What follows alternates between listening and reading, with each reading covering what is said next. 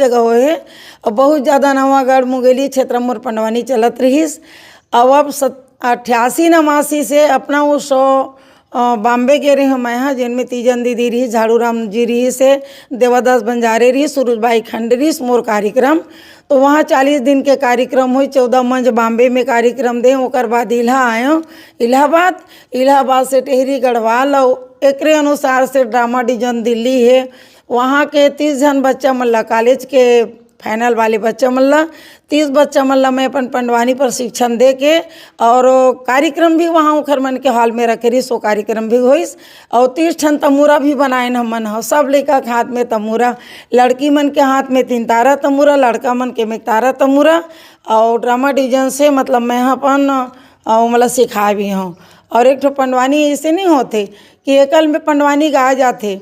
तो सपना शंकर के एक दिल्ली के लड़की रही से